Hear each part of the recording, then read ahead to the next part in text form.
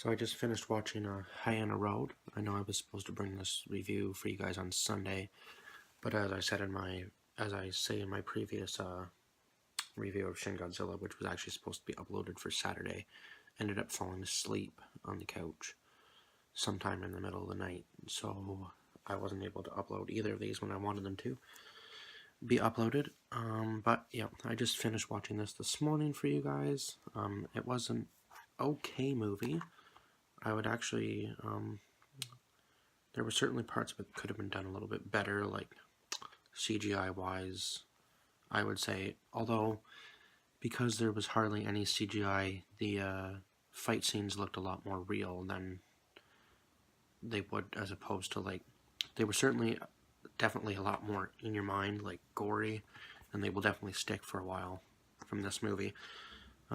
It was still a fairly good movie. There was a love story between these two. Oh, way over here, sorry. You can see them there. And she ends up getting pregnant with his kid. This guy was Intel, and this guy was their source for throughout most of the movie. They called him Ghost because they found out that he was had actually done stuff in the past to take out Russians that had gone into Afghanistan, and he'd been fighting the Taliban for years, and wasn't very well liked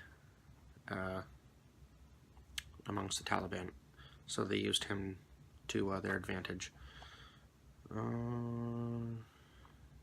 Just because, yeah, there were scenes that could have been done better, so I would give it a 3 out of 5 on the CGI and some of the action scenes. And the movie was definitely slow picking up. It's actually about, which is actually, I was kind of shocked by this, it's actually about the Canadian military forces as opposed to the American forces. So it was a different outlook on the war, that's for sure, because not a lot of movies pertain to the Canadian forces. It's all about America, America, America, or at least in most war movies it is.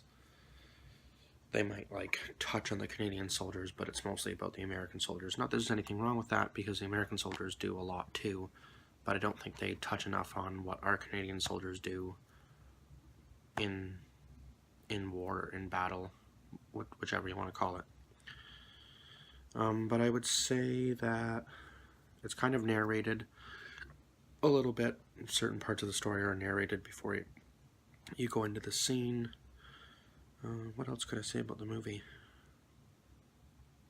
The last scene was definitely brutal, because you're waiting for them to just kind of give a handshake and everything, and then all of a sudden the Taliban comes out of nowhere and blows up the whole crew, and the main character has to end up calling in a danger close and ends up dying in the end of the movie. So that was kind of, that was definitely a heartfelt scene, because they're Canadian soldiers. So this movie, I would say, definitely hit a little closer to home as opposed to other war movies I've seen. Now, I don't know if this is based on a true story, but as I'm reading here, I don't see.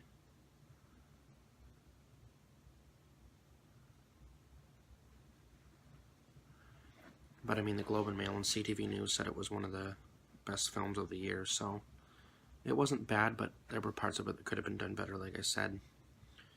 Would I watch it again? Yeah. Would I watch it again right away? Probably not. Out of all the war movies I've seen, I wouldn't say it was the best war movie I've ever seen, but I guess the purpose of it was for them to open Hyena Road here and try to get to wherever they were going, and that was their mission. They ended up failing, I would say. But there were children that were captured at some point in the movie by their CIA operative who was working with both the Taliban and them, and they ended up getting them back, so that was a good part. And I would say that's pretty much it for this review. Kind of a shorter review than most, but don't forget that